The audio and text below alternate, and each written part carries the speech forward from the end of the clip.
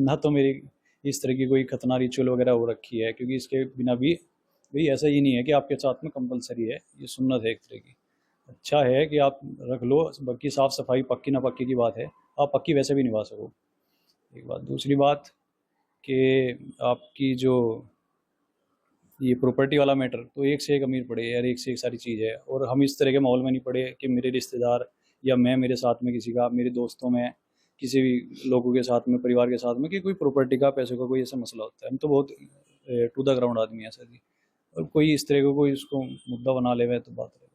जैसे देवराज जी बोल रहे हैं आपके फादर भाई प्रॉपर्टी का लालच, तो आपको लालच है? तो वो तो 1 मिनट में ख़त्म हो जाए सर, वो अपने नाम कर लो या उसको किसी और के नाम कर दो, एनजीओ के नाम कर दो, वो तो क्लियर हो जाएगा 1 मिनट में। तो आप वापसी नहीं करोगे हिंदू धर्म में, जैसे बोल रहे हैं कि स्वामी लोग हम वापसी कराएंगे?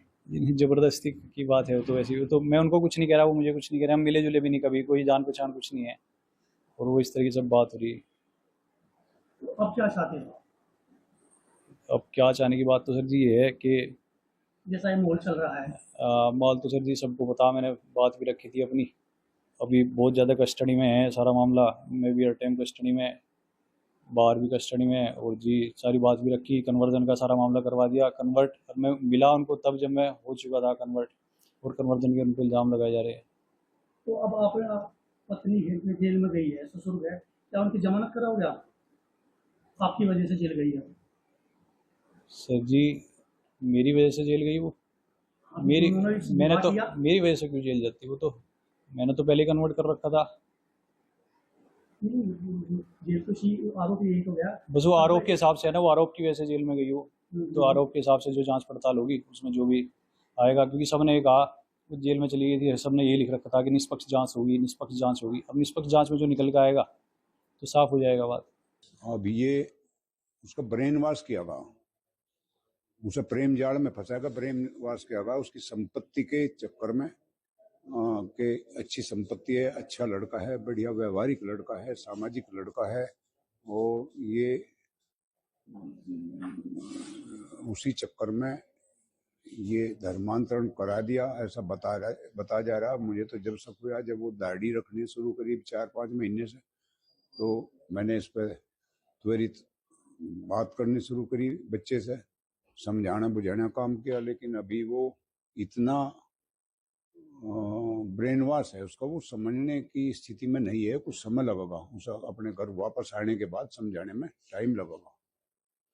अभी मान नहीं रहा कि हमने धर्म में वापसी आ जाए। देखो, अपनी बहनों से, माँ से, पिता से, रिश्तेदार से बहुत बहुत बड़ी लोबी उसके पास दोस्तों की थी, हिंदू दोस्तों की, उन सभी से आहिस्ता आहिस्ता कट रहा वो। लेकिन वो उधर उन्होंने ध्यान, ये चांदनी कुरैशी है, उसने अपने जाल में फंसा के एक मुस्लिम समुदाय से ही जोड़ती जा रही थी वो, और इसी के कारण से उसका ध्यान डाइवर्ट होता चला गया, अपने व्यवसाय से भी, अपने परिवार से भी, अपने समाज से भी। और अब वो हमसे प्रयास कर रहे कि ये उस पर कार्रवाई हो, जो दोषी लोग हैं वो जेल में चले जाएंगे, उसका आवागमन बंद हो जाएगा। मैं अपने घर में वो रास्ता नहीं देने के, उनके घर वो जाना ही नहीं, आहिस्ता आहिस्ता वो मुझे उम्मीद है कि वो ठीक हो जाएगा साथ। अच्छा, वो हिंदू धर्म में हिंदू से मुसलमान बन गए, उसके उसने ये नहीं सोचा कि भाई ये लड़की मुसलमान है वो हिंदू बन जाएगा वो चीज में?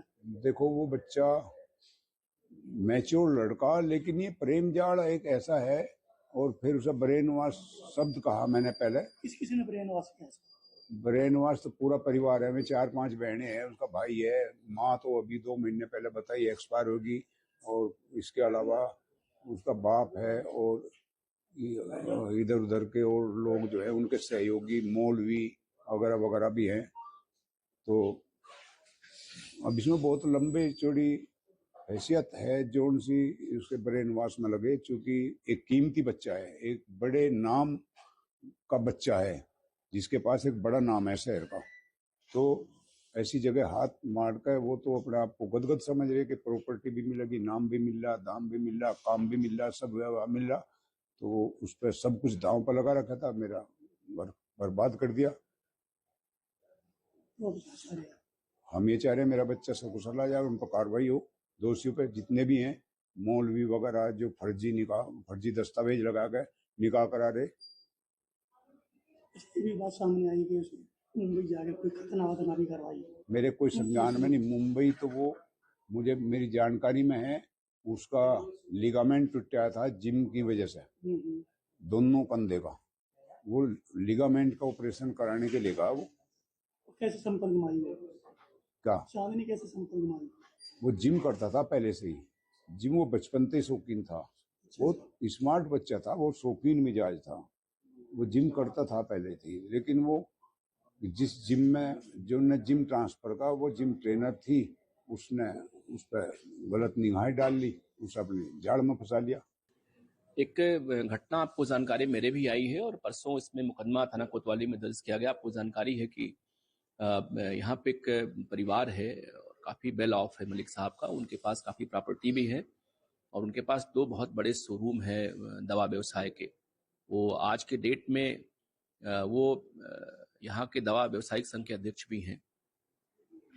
उनका एक बेटा आयुष मलिक है जो अभी कन्वर्ट होकर इस्लाम धर्म स्वीकार कर लिया है। इनके कुल 4 बच्चे थे, 3 बेटियां इनके पास थी, उनकी शादी उन्होंने कर दिया है और बेटा इनका आयुष था, वो एक दवा की दुकान को संभालता था।